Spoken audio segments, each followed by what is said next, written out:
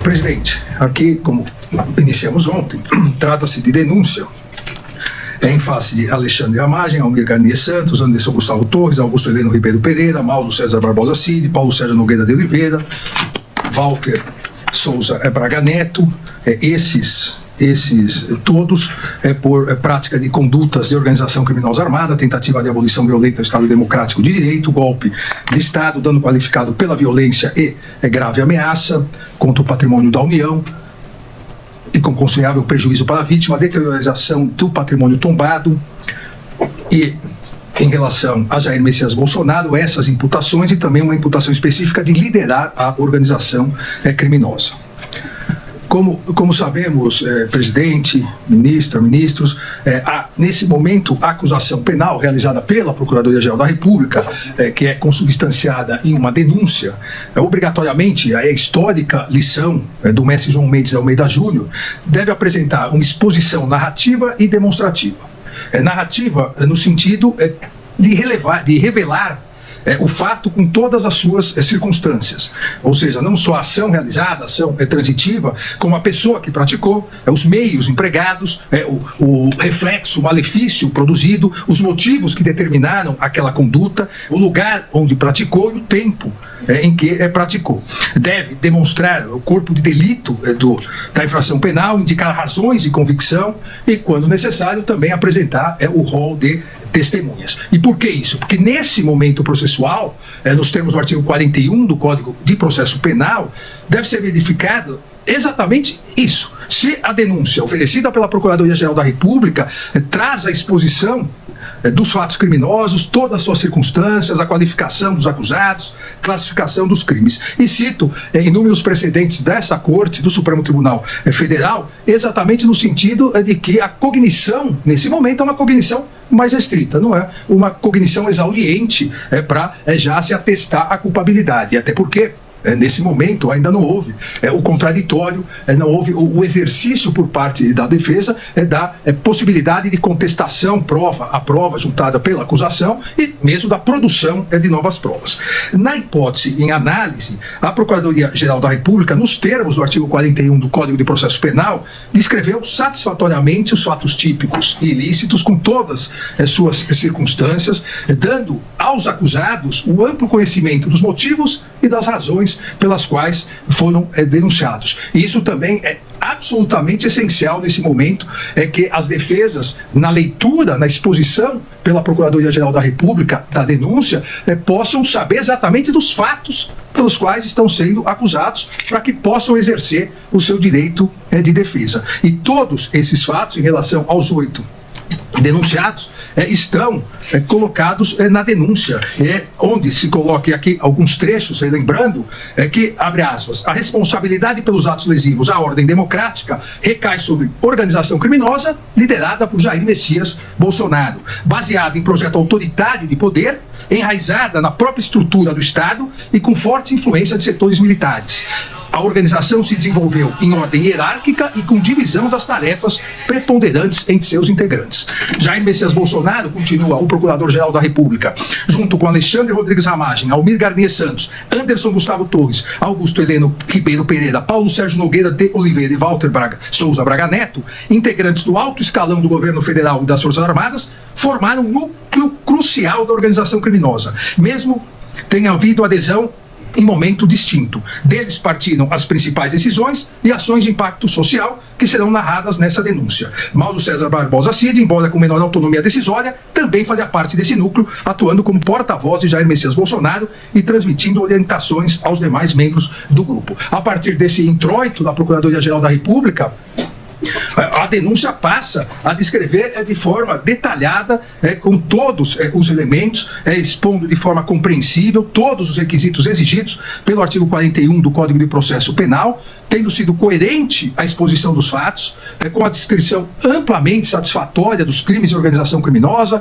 tentativa de abolição violenta do Estado Democrático de Direito, tentativa de golpe de Estado, dano qualificado contra o patrimônio da União, com emprego de violência e grave ameaça, assim como crime de deterioração do patrimônio tombado, permitindo, volto a insistir aqui, isso é absolutamente essencial, permitindo aos acusados a plena compreensão das imputações. A denúncia tem o tópico inicial da organização criminosa, a denúncia depois vem com os crimes contra as instituições democráticas, coloca, e a denúncia permite assim que os acusados possam se defender de todo o período, e ontem, em várias sustentações, e depois eu detalharei essas questões, em alguns casos, os advogados se referiram a um período, a outro período, exatamente porque a denúncia expôs todo o período. O Procurador-Geral da República coloca, abre aspas, a natureza estável e permanente da organização criminosa é evidente em sua ação progressiva e coordenada, que se iniciou em julho de 2021 e se estendeu até janeiro de 2023. As práticas da organização caracterizaram-se por uma série de atos dolosos ordenados à abolição do Estado democrático de direito e à deposição do governo legitimamente eleito. E a partir daí continua indicando todas as circunstâncias que, segundo a Procuradoria-Geral da República, caracterizam as elementares dos tipos penais imputados. Continua a Procuradoria. A ação coordenada foi a estratégia adotada pelo grupo para perpetrar crimes contra as instituições democráticas, os quais não seriam viáveis por meio de um único ato violento. A complexidade da ruptura institucional demandou um iter criminis mais distendido, em que se incorporavam narrativas contrárias às instituições democráticas, a promoção da instabilidade social, a instigação e cometimento de violência contra os poderes em vigor. A consumação do crime do artigo 359-M, tentar depor por meio de violência ou grave ameaça o governo legitimamente constituído, ocorreu por meio de sequência de atos que visavam romper a normalidade do processo sucessório. Esse propósito ficou evidente nos ataques recorrentes ao processo eleitoral, na manipulação indevida das forças de segurança para interferir na escolha popular, bem como na convocação do alto comando do Exército para obter apoio militar a decreto que formalizaria o golpe. A organização criminosa seguiu todos os passos necessários para depor o governo legitimamente eleito. Objetivo que, buscado com todo empenho e realizações de atos concretos em seu benefício, não se concretizou por circunstância que as atividades dos denunciados não conseguiram superar a resistência dos comandantes do Exército e da Aeronáutica às medidas de exceção. Na sequência, o Procurador-Geral da República descreve também as manobras realizadas em relação à tentativa de abolir violentamente o Estado Democrático de Direito, artigo 359-L do Código Penal, dizendo, abre aspas, minaram em manobras sucessivas e articuladas os poderes constitucionais diante da opinião pública e incitaram a violência contra suas estruturas. As instituições democráticas foram vulneradas em pronunciamentos públicos, agressivos e ataques virtuais, proporcionados pela utilização indevida da estrutura de inteligência do Estado. O ímpeto de violência da população contra o Poder Judiciário foi exacerbado pela manipulação de notícias eleitorais baseadas em dados falsos. Ações de monitoramento contra autoridades públicas colocaram em risco iminente o pleno exercício dos poderes constitucionais. Os alvos escolhidos pela organização criminosa somente não foram violentamente neutralizados devido à falta de apoio do alto comando do Exército ao decreto golpista que previa expressamente medidas de interferência nos poderes constitucionais. E permanece a narrativa agora em relação aos crimes do artigo 163, parágrafo único, o artigo narrando exatamente as ações que culminaram no dia 8 de janeiro de 2023. Dessa forma, e aqui é importante se destacar, o que a denúncia, o que se exige da denúncia, no primeiro momento, é a comprovação da materialidade dos delitos imputados aos denunciados. E a materialidade dos delitos já foi reconhecida por esse Supremo Tribunal Federal em 474 denúncias, que tem idêntica materialidade. Os mesmos crimes narrados, em que pese a participação diversa de vários denunciados, mas os crimes narrados são os mesmos. E nessas 474 denúncias, o Supremo Tribunal Federal reconheceu a materialidade desses delitos, já com 251 condenações, 4 absolvições e 219 ações penais em andamento. E essa materialidade foi detalhada anteriormente em meu voto, ou nos meus votos, nos acordos das ações penais 1060, 1502 e 1183, que transcrevo, presidente, aqui no voto. O item 4 da ementa dessas ações penais coloquei atos antidemocráticos de 8 de janeiro de 2023 e o contexto dos crimes multitudinários. A autoria e materialidade do crime de abolição violenta do Estado Democrático de Direito comprovadas. Invasão do Congresso Nacional, o plenário do Senado, em outros casos foi o Supremo, em outros o Planalto, e em alguns os três, inclusive por grupo autodenominado Patriota, do qual o réu fazia parte, que procedeu com violência e grave ameaça contra as forças policiais de maneira orquestrada, tentando abolir o Estado Democrático de Direito, impedindo ou restringindo o exercício dos poderes constitucionais. E o Supremo aqui reconheceu a materialidade, e no caso específico também a autoria, mas a materialidade do artigo 359-L. Da mesma forma, em concurso material, o Supremo, nessas 474 denúncias recebidas, reconheceu em concurso material a materialidade do artigo 359-M.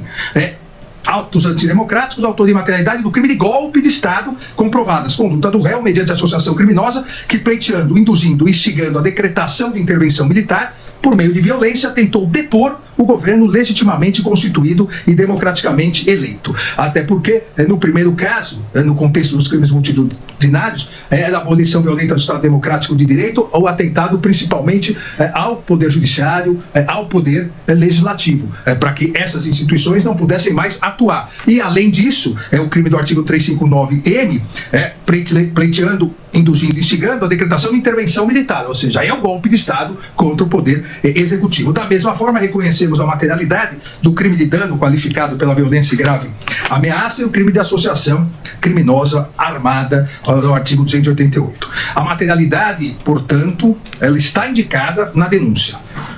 No caso de análise, a Procuradoria-Geral da República imputou os crimes, apontou a materialidade.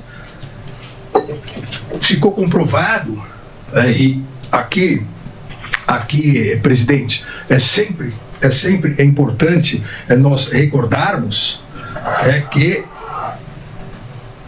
os crimes praticados no dia 8 de janeiro,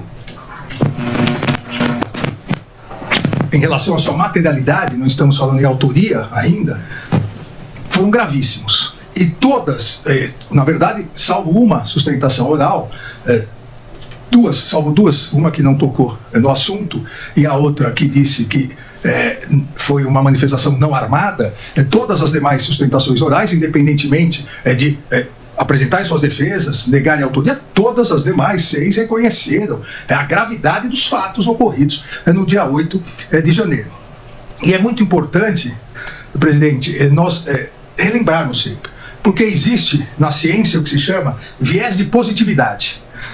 É comprovado que as pessoas, todos nós, até por uma autoproteção, todos nós temos, os nossos cérebros, temos o viés de lembrar as notícias boas e esquecer as notícias ruins. Aqui é diverso da questão de traumas. Aqui só as notícias mesmo. Esse viés de positividade é o esquecimento das experiências ruins. É uma autoproteção do cérebro.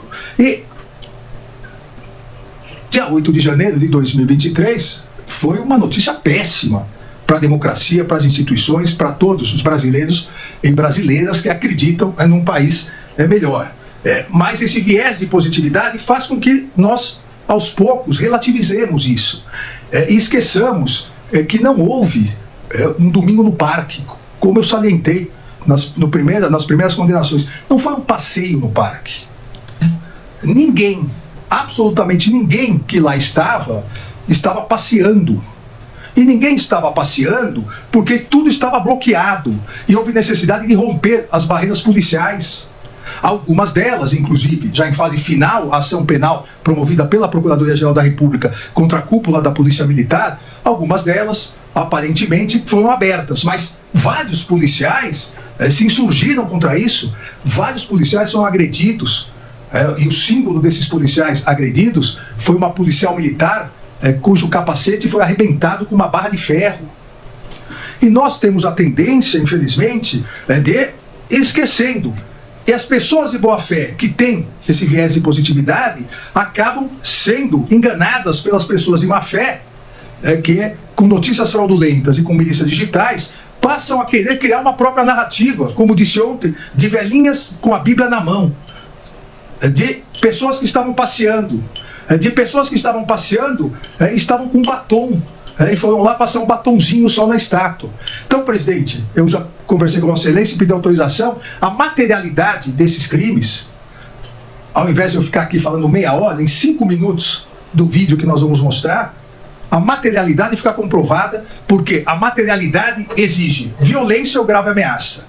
E aqueles que se esqueceram de boa ou má fé que houve violência, gravíssima violência contra a pessoa, vão se recordar agora. Há um policial que foi retirado do seu cavalo e agredido covardemente. Os policiais judiciais aqui, nossos, precisaram resistir bravamente, gastaram toda a munição, não letal, obviamente, que não houve autorização para se utilizar munição letal, gastaram todas bombas de efeito moral para não deixar os invasores, os golpistas invadirem esse anexo 2 e destruírem processos sigilosos que são físicos. Nós tivemos aqui servidores, nossos policiais, feridos gravemente. É um absurdo pessoas dizerem que não houve violência, não houve agressão, consequentemente não houve materialidade. Então eu peço, por favor, para que se coloque o vídeo de comprovação da materialidade dos delitos.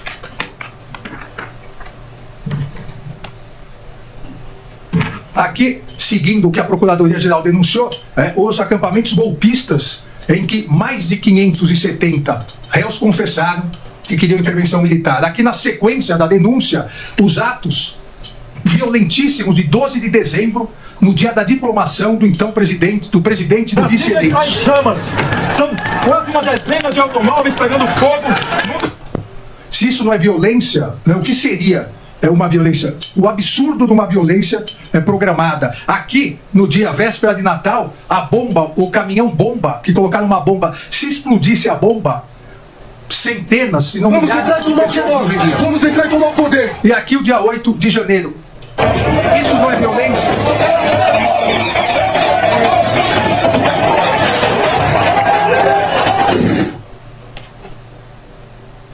As pessoas... Ninguém estava passeando. Havia uma barreira policial e todos invadiram, agredindo os policiais que jogavam. Vejam, jogavam gás de pimenta. As pessoas invadindo. E sempre com a intenção golpista, nós vamos ver várias faixas de intervenção federal. Uma verdadeira guerra campal. Bombas, helicóptero, jogando bombas de efeito moral. O policial agredido, tirado do seu cavalo e agredido covardemente. Aquele ataque no capacete, que a pessoa não... ele se deu após a queda. Eu caí, subi aquela lateral ali do Congresso, quando já estava na N1, que eu estava passando pelo gradil, que eu fui puxar novamente, aí que eu estava me defendendo com o meu escudo. Nesse momento eles estavam me arrastando pelo escudo. Eu resolvi soltar o escudo para que eu pudesse me defender melhor. Quando eu soltei o escudo foi o momento que eu tomei um chute e fui jogada no chão. No momento que eu caí no chão, é que eu recebi o golpe com a barra de ferro na cabeça. Meu Deus... Congresso Nacional, Palácio do Planalto, nenhuma Bíblia é vista e nenhum batom é visto nesse momento. Agora, a depredação ao patrimônio público, o ataque à polícia é visto. O pedido de intervenção militar, que é o golpe, intervenção no Congresso. Muita gente lá fora, pessoal. Pessoas filmando, incentivando mais pessoas a ver a resistência da Polícia Legislativa. Mantém a linha, galera! Mantém! Bombas. Escudeiro! Mas vamos lembrarmos que nós tivemos uma tentativa de golpe de Estado violentíssimo. Fogo. A destruição ao patrimônio público.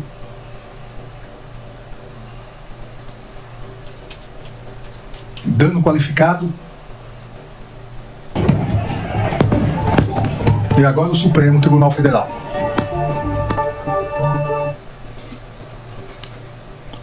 Uma violência selvagem, a incivilidade total, com pedido de intervenção militar de golpe de Estado.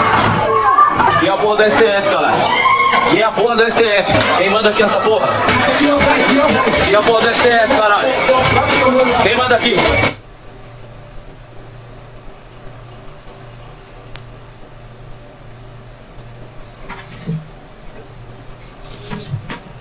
Então, as imagens,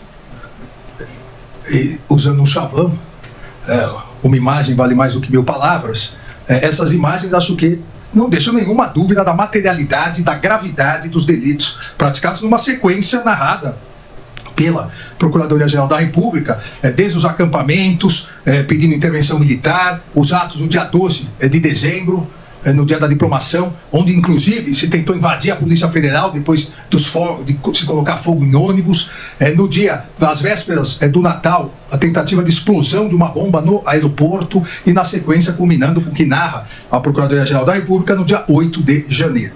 Então, nesse sentido, a denúncia descreve as condutas criminosas, a materialidade e possibilitando que as defesas possam exercer seu amplo direito, porque as ações sucessivas são descritas de forma coerente, clara, circunstanciada, todos os atos que a Procuradoria-Geral da República imputa aos denunciados.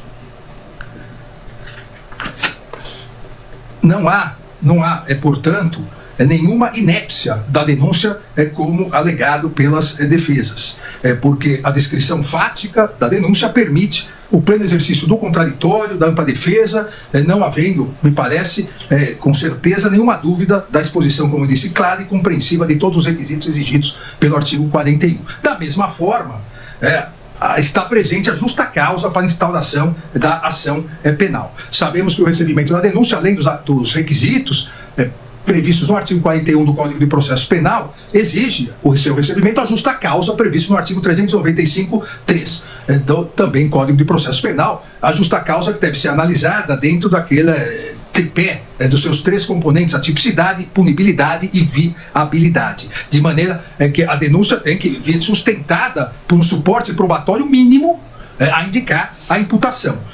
E esse suporte probatório mínimo deve vir ou com inquérito policial, ou peças de informação, ou mesmo o procedimento de investigação criminal do Ministério Público, instruindo a denúncia com elementos sérios e idôneos que possibilitem ao julgador, seja o juiz em primeira instância, seja essa primeira turma do Supremo Tribunal Federal, verifique a possibilidade e a viabilidade da ação penal, para que durante a instrução, e aí sim, somente mediante o contraditório, a ampla defesa, o devido processo legal, uma vez recebida a denúncia, possa o tribunal analisar detalhadamente a autoria de cada um dos crimes imputados aos denunciados. Então, eu insisto sempre, o que já foi dito ontem, não só por mim, mas pelo ministro Flávio, na sequência, pelo ministro Fux, pela ministra Carmen, pelo ministro presidente, o ministro Zanin, que o recebimento da peça acusatória não representa análise de culpabilidade de nenhum dos denunciados.